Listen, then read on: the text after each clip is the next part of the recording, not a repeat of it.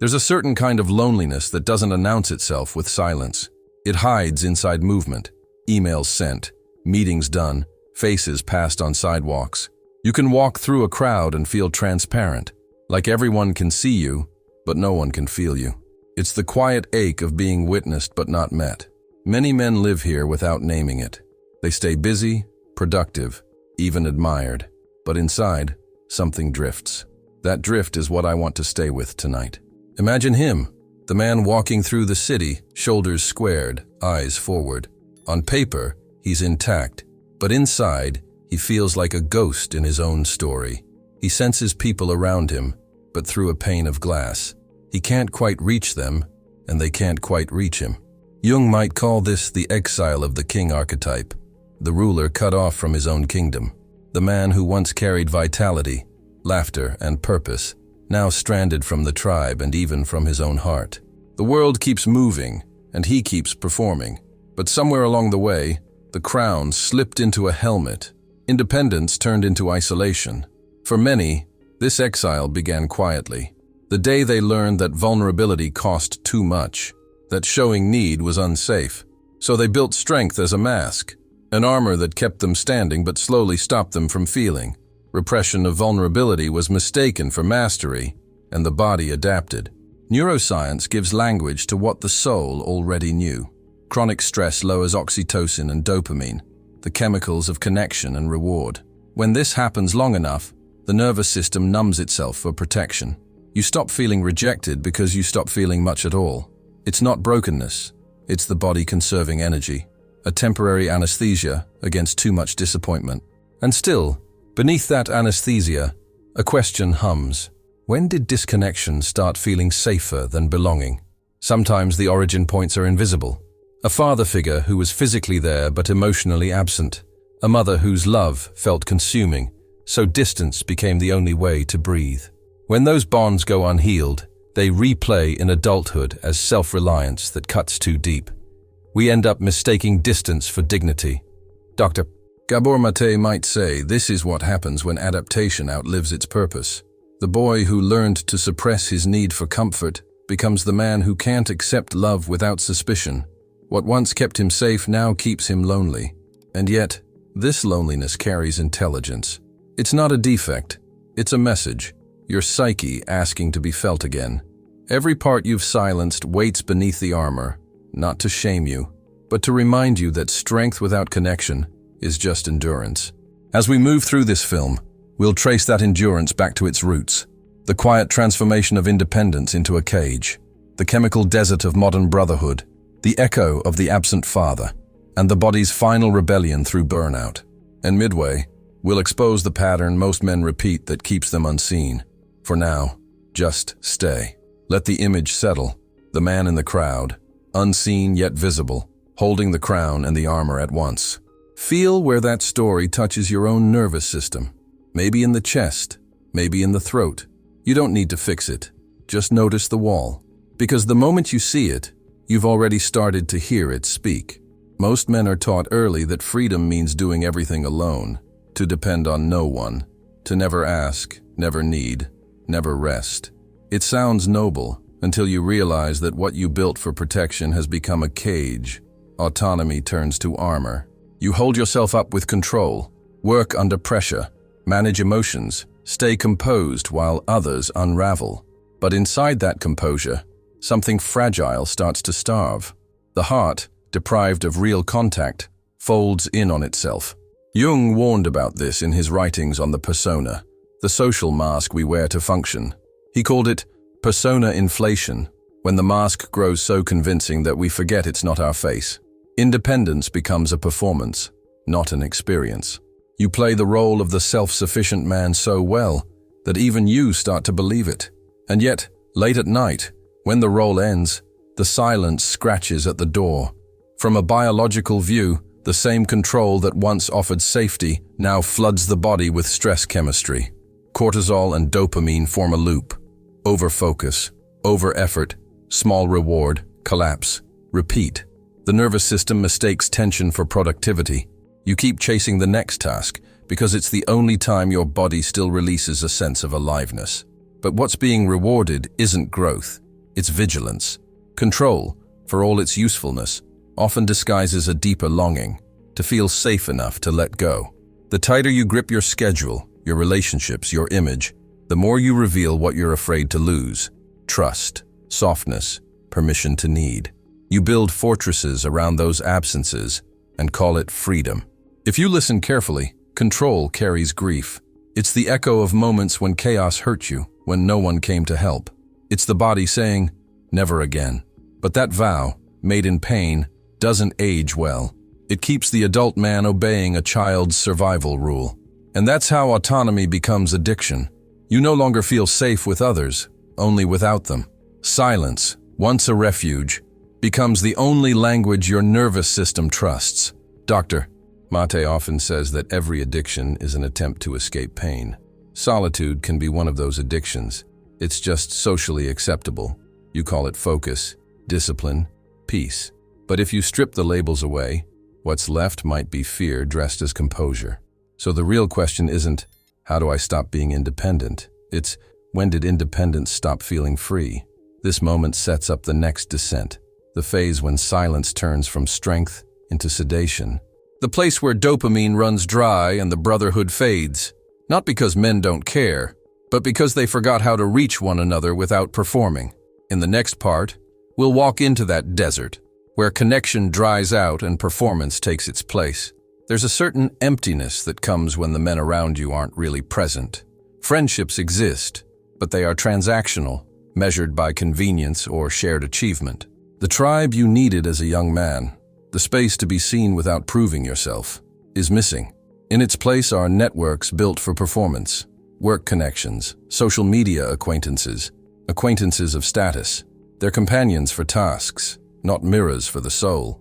Jung would say this absence of authentic connection leaves the social reward system understimulated. The circuits in the brain that release pleasure when we bond or share vulnerability grow quiet. When that happens, emotional flatness feels like stoicism, but really it is an anesthetic for unmet need. Think of the samurai who trains endlessly without a clan. Discipline becomes decay. Purpose without presence hardens the heart. A man can rise in achievement, yet collapse in connection. He can keep moving and creating and still be stranded in the emotional desert. There are subtle signals that tell the story of this numbness.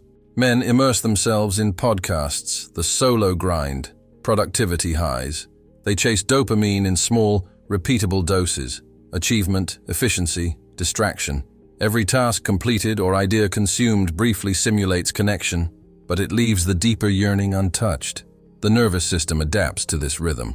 It becomes comfortable with minimal social stimulation, normalizing the absence of true intimacy. Over time, the body forgets the texture of conversation, the resonance of shared laughter, the safety of a glance that acknowledges inner truth. And yet, the absence itself is a teacher. The dryness, the emptiness, the desert, these are messages from the psyche.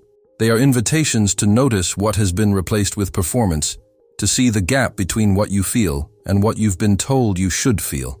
2 topics ahead, we will meet men who have walked through this desert and reached a surprising clarity. But for now, let the quiet of it settle. Feel where your own body might have grown accustomed to the unspoken loneliness, the reward system starved of warmth. Because this desert is not a failure, it's a reflection. And in that reflection, there is the possibility of recognition, if only you allow yourself to look. The next step leads into the echoes of absence, the father who was missing or distant, and how that silence continues to shape presence today. The absence of a father is rarely a single event.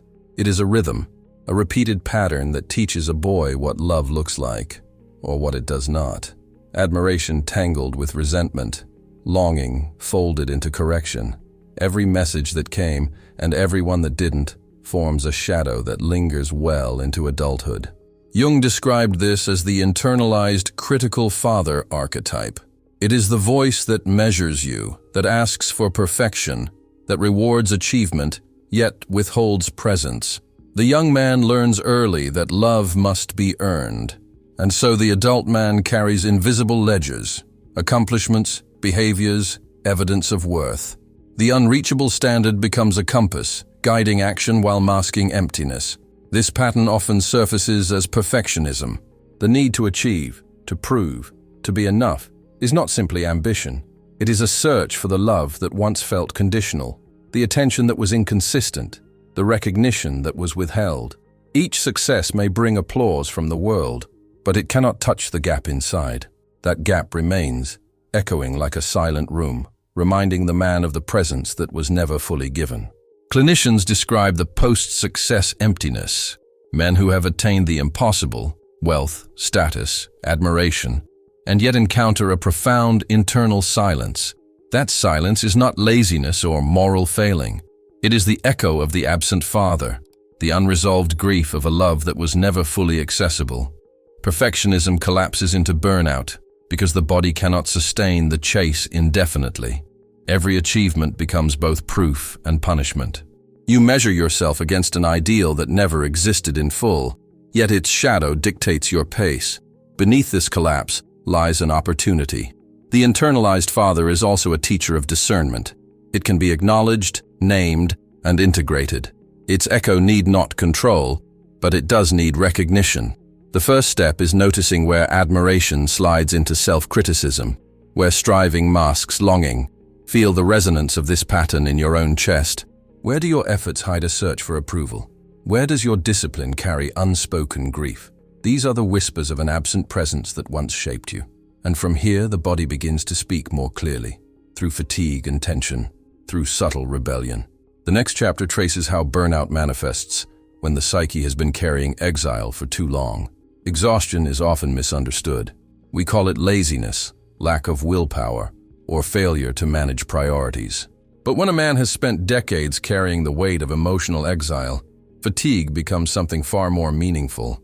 It is grief, covert, insistent, impossible to ignore. The nervous system, long under tension, finally signals that enough is enough. Jung might frame this as the body speaking in the language of archetype.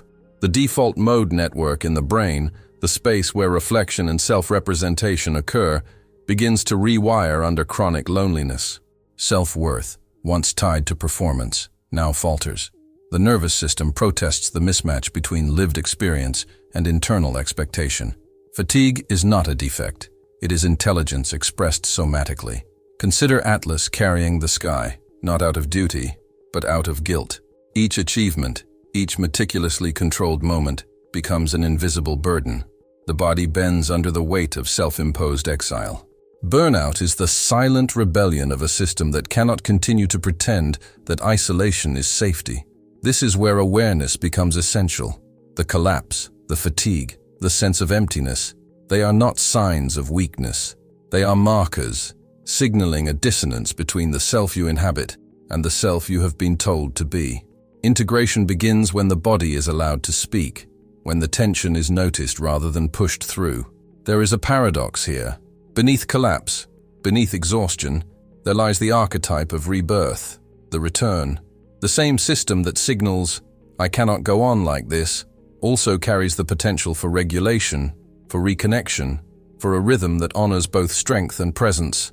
A simple anchor emerges from this recognition. Sit quietly and notice the body's signals: tight shoulders, shallow breath, a sense of contraction in the chest. Name them. Acknowledge the protest without judgment. This micro-practice, observing without fixing, is the first thread in reweaving connection between body, mind, and emotional reality. The fatigue is not a wall. It is a doorway. Lean into its quiet insistence. Let it guide the awareness of disconnection. In the next chapter, we will follow the moment when avoidance ends, when isolation finally speaks, and the first steps toward presence and coherence become possible. There comes a moment when the running stops, not because the world has slowed, but because the body can no longer sustain the distance, the constant motion, the vigilance, the self-imposed exile. It all meets a limit, and in that pause, the voice of loneliness emerges, not as complaint, not as accusation, but as messenger.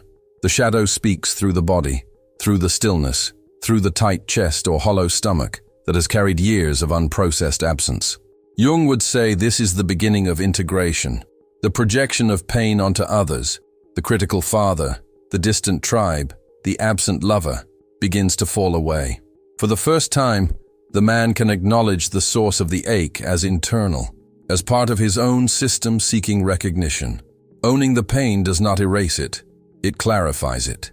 It provides a lens through which the exile can be seen as what it is, a protective adaptation, no longer necessary in full, now asking to be understood. The myth of Jonah inside the whale offers a mirror. Swallowed by solitude, confined within darkness, forced to face himself, he is neither punished nor saved externally. The whale is a vessel of reflection, a container for confrontation and remembrance. Isolation is not the enemy, it is the teacher, if it is witnessed rather than resisted. In the quiet of night, one can practice noticing the body's cues. 5 minutes before sleep, feeling where numbness or tension sits, simply observing. The goal is not to fix, not to analyze, not to judge. It is to meet the self that has been holding so much, to allow presence to enter the very spaces that were once anesthetized by effort and avoidance. The shift is subtle. It moves from avoidance to reconnection, from tension to listening. And in that shift, coherence begins, not as a rush of elation, but as a quiet reorientation of attention. The world does not change. The past does not rewrite itself.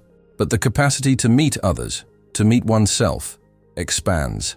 The exile begins to dissolve, not through force, but through acknowledgement, through presence, through witnessing without expectation. Pause with that awareness. Notice how your chest, your throat, your mind, your hands may already know this truth. The moment of stillness is not empty. It is full with possibility. The journey from isolation toward coherence is unfolding, one quiet breath at a time. The next and final chapter traces the bridge back to human contact, the thaw after long winter, the return from exile into presence and belonging. There is a season in every man's life when the world feels distant, when relationships are mirrors that refuse reflection, when the chest carries an invisible frost. Emerging from that winter is neither sudden nor easy. It begins with the recognition that the distance, for all its cost, was once protective. It was a way to survive, a shield against disappointment, absence, and unmet need. That shield, now recognized, can be softened without giving away strength. Imagine thawing after a long winter. The warmth is not entirely comfortable at first. It stings, it presses, it reminds the body of what has been dormant. Yet warmth is necessary. Connection, like spring, begins slowly, breaking the ice, seeping into the cracks that once hardened into solitude. Disconnection, once a strategy, can now become awareness. The same eyes that once avoided contact can now notice presence. The hands that once clutched control can now release into engagement. Belonging is reclaimed not through approval, not through performance, but through alignment with self. Presence with oneself becomes the axis around which all other relationships pivot. The opposite of isolation is not company, it is coherence. It is the capacity to meet life fully, without the compulsion to armor, without the demand to perform. It is the capacity to witness, to listen, to feel, and to respond without fleeing. Coherence is the quiet authority of a man who has seen his shadow and learned its language. If this narrative touches your own experience, consider tracing its contours. Name the moment when your winter began. Where did distance first feel safer than presence? What patterns have you carried from absence, performance, or self-imposed exile? By noticing, by naming, by acknowledging, the frost begins to melt. The bridge back to human contact is not a single step. It is a series of quiet recognitions, moments of presence, and the willingness to feel fully. Each breath, each observation, each act of witnessing is a plank in that bridge. And as the bridge forms, the world is no longer opaque. It resonates. It responds. It welcomes the man who has finally stopped running, who has finally begun to return. If this traced your story, add one signal, a memory, a feeling, a word, of when your winter began. Sharing it allows others to recognize their own frost, to see that thawing is possible.